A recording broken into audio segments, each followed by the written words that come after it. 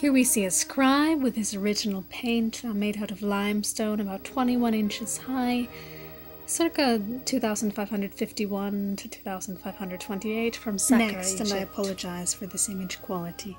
Clear in this photo, this is Khafre from Giza, circa 2520 to 2494 BC. It's made of diorite, it's about 5 feet 6 inches high. These positions show the pharaoh as the symbol of almost male perfection. It was carved out of a single block. The planes were not clear from this image. Horus, the bird, is in the background protecting. The lions carved into the throne are the king's protectors. This is a cross-section of the pyramid of Khufu. We see the silhouette that had the original facing stone, which is all now but disappeared. A false tomb was created under the pyramid, and we see some air chambers down there when actually the body was right in the center of the pyramid. Here in limestone bas-relief, you see Akhenaten and Nefertiti and their daughters from the Amarna period as well. This piece is interesting because pharaohs rarely showed themselves 13 by 15 inches.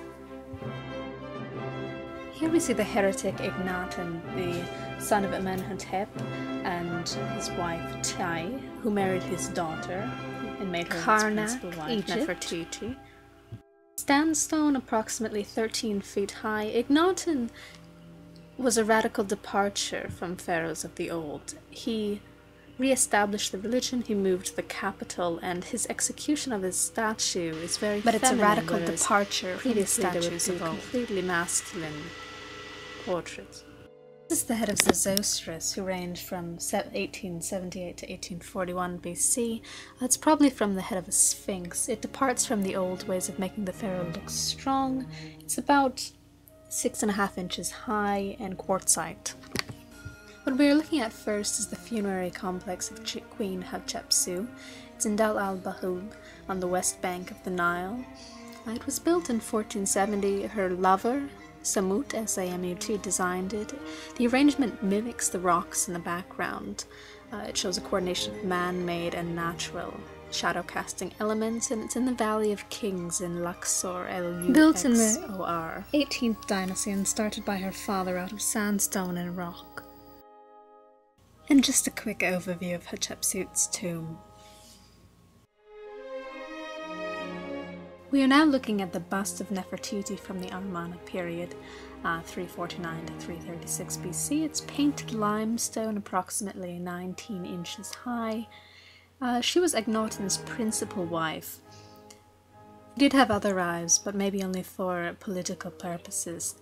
She was given artistic prominence. You can see here a bit of makeup on her face, how her hat is an extension of her forehead, very popular at the time.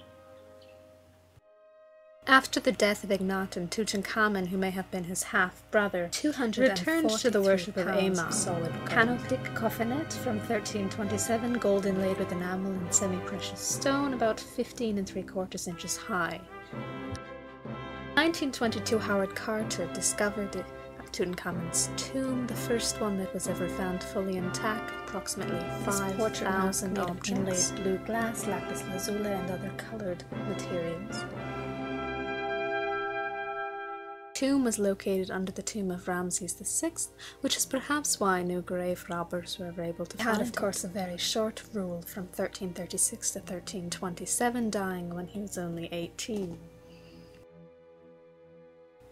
Here you see the layout of his tomb with the antechamber and the annex. And, of course, the burial chamber, the corridor and the treasury. Which leads us to the last of the slides.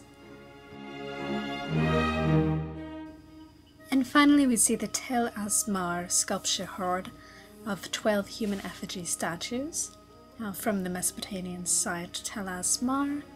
They're alabaster figurines modelled from Hatshepsut gypsum, probably datable around 2750 to 2600 BC, the average height of which is about 42 centimeters.